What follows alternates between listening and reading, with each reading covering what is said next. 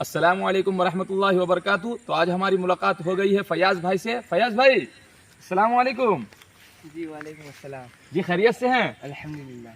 तो फयाज़ भाई आपसे इस्लामिक सवाल करेंगे, इजाज़त है? जी। तो फयाज़ भाई आप ये बताइए कि वो कौन से नबी हैं जिनकी ना माँ है ना बाप है, ना अम्मी है ना अब्बू है?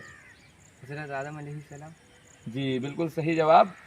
तो अब ये बताइए कि वो कौन से नबी हैं जिनकी अम्मी तो है लेकिन अब्बू नहीं है? अम्मी है लेकिन अब्बू नहीं हाँ, माँ है लेकिन बाप नहीं है। है। जी नहीं पता। चलिए कोई बात नहीं, आगे एक भाई साहब खड़े हैं, उनसे पूछते हैं। भाईजान अस्सलाम वालेकुम। वालेकुम अस्सलाम व रहमतुल्लाह। जी बिजी हैं क्या? नहीं बताइए। खैरियत से हैं? जी अल्हम्दुलिल्लाह। जी आपसे एक इस्लामिक सवाल करना था, इजाज़त है? जी जी। तो भाईजान आप ये बताइए कि वो कौन से नबी हैं कि जिनकी ना अम्मी है और ना अब्बू है? हज़रत आदम अलैहिस्सलाम। जी माशाअल्लाह, बहुत ही सही जवाब। अब ये बताइए कि वो कौन से नबी हैं जिनकी अम्मी तो है, माँ है लेकिन बाप नहीं है? माँ है लेकिन बाप नहीं है। जी हाँ, अम्मी है अब्बू नहीं है। हज़रत ईसा अलैहिस्सलाम। माशाअल्लाह, बहुत ही सही जवाब।